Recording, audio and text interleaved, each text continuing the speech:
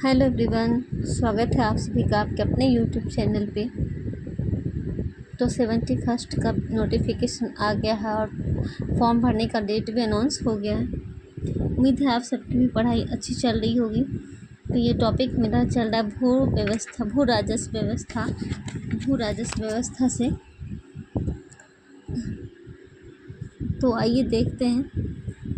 1757 में ईस्वी में प्लासी के युद्ध की सफलता के बाद कंपनी को बंगाल के नवाब मीर जाफर से 24 परगने की जमींदारी प्राप्त हुई।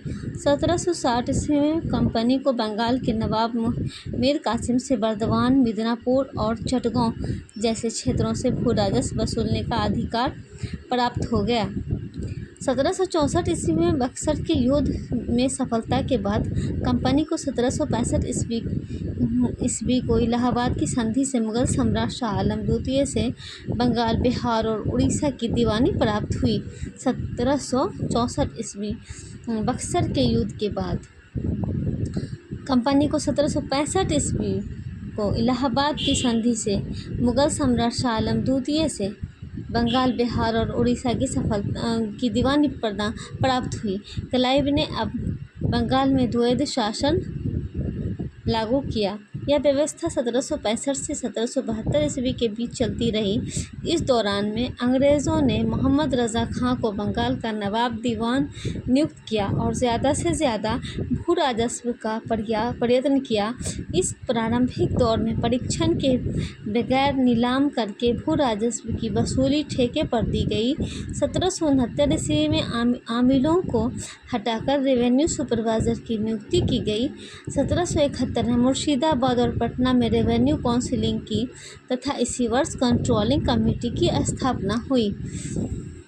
1765 ईस्वी के बाद लगान वसूल में व्यापक भ्रष्टाचार बढ़ा, जिसका उल्लेख फर्नियर रिपोर्ट में मिलता है। इस समय भू राजस्व की वसूली इतनी कठोरता से की गई कि 1770 ईस्वी के अकाल वर्ष में बंगाल की बनवाथरी जनता की मौत के बावजूद भू राजस्व एकदम ठीक जमा हुआ। 1772 ईस्वी में अंग्रेज़ों ने तय किया कि वे खुद दीवान का कार्य करेंगे।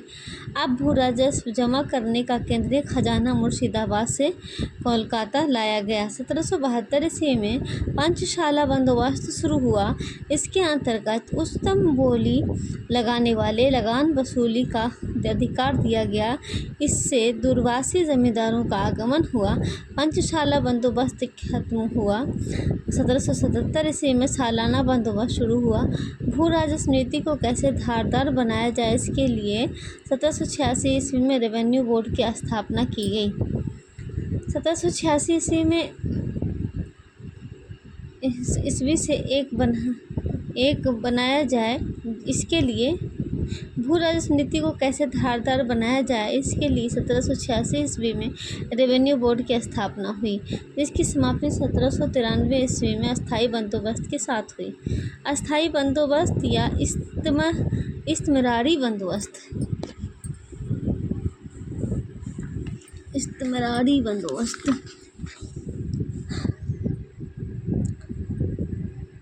स्वीकार करता था।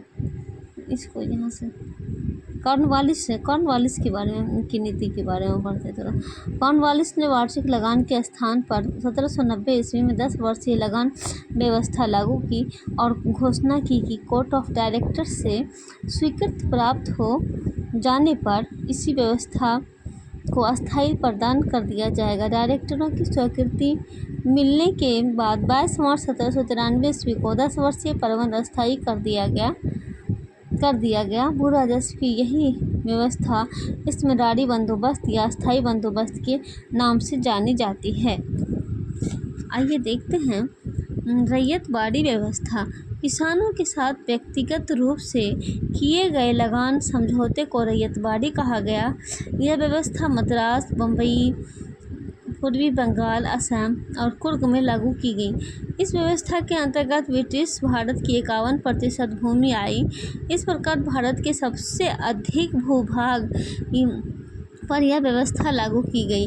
कर्नल रीड और मुनरो नामक दो पदाधिकारी 1792 ईस्वी में मद्रास क्षेत्र के नए जीते गए इलाकों में प्रशासन संभालने के लिए भेजा गया। उन्होंने जमींदारों से लगान वसूल के बजाय गांव के किसानों से लगान वसूला। 1792 ईस्वी में रैयतवाड़ी व्यवस्था बारामहल जिले में पहली बार कर्नल रीड द्वारा लागू की गई। पहली बार बारामहल जिले में कर्नल रीड द्वारा लागू की गई 1792 ईस्वी में। मुनरो इसका कट्टर समर्थक था। भू राजस्व संबंधी आरंभिक प्रयोगों के बाद 1820 ईस्वी में यह व्यवस्था मद्रास में लागू कर दी गई और इसे सुचारू रूप से चलाने के लिए मुनरो को मद्रास का गवर्नर नियुक्त किया गया। 1725 ईस्वी में यह व्यवस्था बम्बई में लागू की गई तथा 1858 ईस्वी तक यह संपूर्ण दक्कन और अन्य क्षेत्रों में लागू हो गई। इस व्यवस्था की मुख्य विशेषताएं निम्नलिखित हैं। महलवाड़ी व्यवस्था। महल शब्द से तात्पर्य है जागीर अथवा गांव। इस पद्धति में राजस्व व्यवस्था प्रत्येक महल के साथ स्थापित की गई। कृषक के साथ नहीं, ग्राम अथवा महल पर आधारित भूमि व्यवस्था के साथ रैयतवाड़ी बंदोबस्त की कुछ नीतियों को मिलाकर यह व्यवस्था लागू की गई। इस पद्धति के जन्मदाता हॉल्ट मैकेंजी हुए।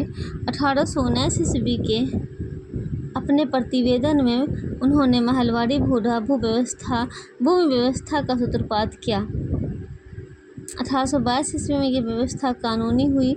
1833 ईस्वी में मॉर्टिन बार्ट तथा जेम्स टॉम्स के बंदोबस्त में यह अपने सबसे अच्छे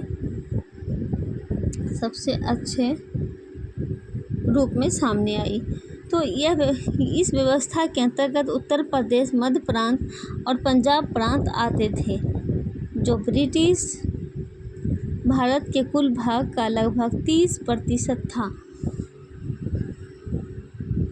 दस्तकारी उद्योगों का विनाश। दस्तकारी उद्योगों को दो भागों, शहरी हस्तशिल्प एवं ग्रामीण शिल्प में बांटकर आसानी से समझा जा सकता है।